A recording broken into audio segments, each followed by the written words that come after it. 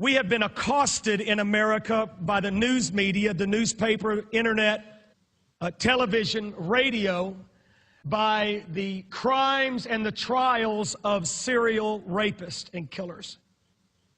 One of the men's name is John Evander Cooey from Florida, who murdered 9-year-old Jessica Lunsford. After kidnapping her from her home in the middle of the night, he took her to his trailer where he repeatedly raped her. And then he took the little child, the little 9-year-old, and buried the child sitting up alive. When I heard that, I cried watching it because they showed a picture of Jessica. And see, I've got kids. And I don't know how you respond to situations like that, but I see my child sitting in a grave as the dirt's being piled on top of them. In the flurry of all of this, Jessica's mother made this statement: "He took her life. He will pay. He will pay." Jessica's father is quoted as saying, "I hope you rot in hell." Then we had Joseph Edward Duncan III, who went into a house on May the 16th, took a hammer and bludgeoned 3 people to death, and then took the 2 small children, Shasta, age 8, and Dylan, age 9, threw them into his pickup truck, took them out, repeatedly raped Dylan, molested his family, eventually killing Dylan. By the grace of God, she was found at a Denny's with Duncan. A waitress had enough nerve to call 911, and she was spared, I'm sure, of death. He was the binding, the torturing, and the killing mass murderer, self-appointed. He went into the Otero family's house years ago, killed the father, the mother, one of the brothers, left him in a pool of blood, and then took the little girl down into the basement. And she said, "What's going to happen to me?" after she saw her whole family murdered. And he said, "Tonight you're going to heaven." Took her, strung her up, hung her, and then afterward committed a sexual act that I cannot repeat from this pulpit. One of Raiders, one of the BTK victims, family members said this: "There will be no justice until Dennis Rader rots in hell."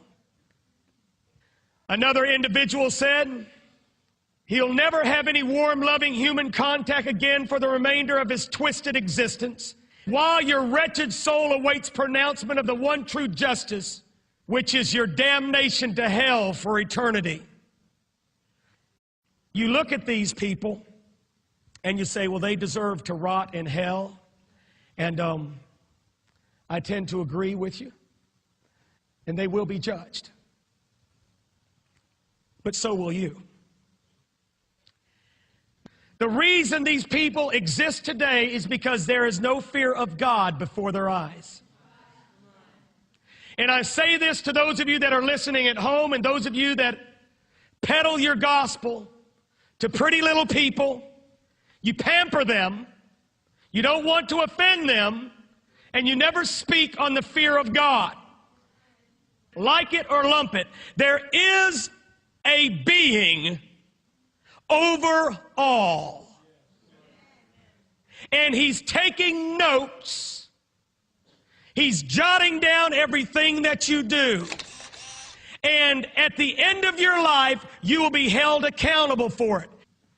2 Corinthians 5:10, "For we must all appear before the judgment seat of Christ. For everyone may receive the things done in his body, according to that which he has done, whether it be good or bad." Revelation 21:8 says this: "But the fearful and unbelieving and the abominable and the murderers and whoremongers and sorcerers and idolaters and all liars shall have their part in the lake of fire, which burns with fire and brimstone, which is the second death." Buddhists, Muslims, Hindus, it makes no difference your religious affiliation. You will stand before my Jesus. Without exception, everyone within the sound of my voice will one day face the judgment of God. Everyone say judgment of God. One day, my friend, your name will be called, your ticket will be punched, a warrant will be issued for your arrest, your time will come, the test will be over, you'll be ordered to put your pencil down, turn your exam paper over, and put your hands on your desk. As sure as the sun rises in the east and sets in the west, you will face a judgment of God. As sure as 1 and 1 is 2, you will face a judgment of God. As certain as death comes to every believer and every human being, you will face a judgment of God. As sure as water is wet and fire is hot, you will face a judgment of God. Wherever you exist in life right now, friend, it is temporal. Oh, justice will reign. All the evidence will be in.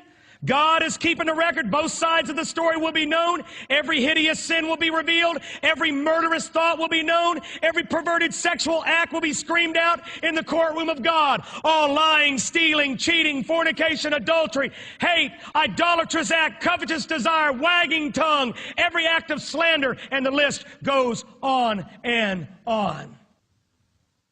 In order to be found clean on Judgment Day up there, you got to be washed in the blood down here. For the judge to pronounce you not guilty up there, you got to get justified down here. That means someone steps in, Jesus Christ washes you with his blood, and it's just if you'd never sinned.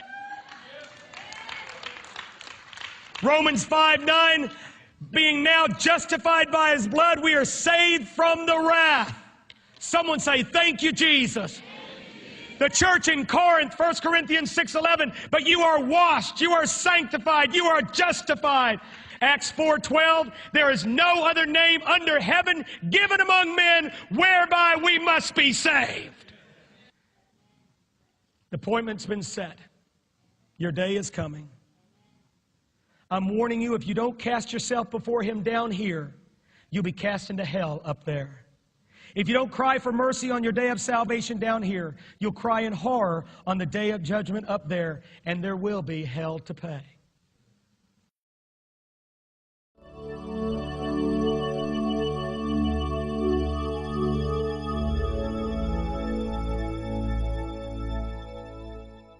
Thank you for watching Skywatch, and please don't forget to subscribe. See you on my next videos.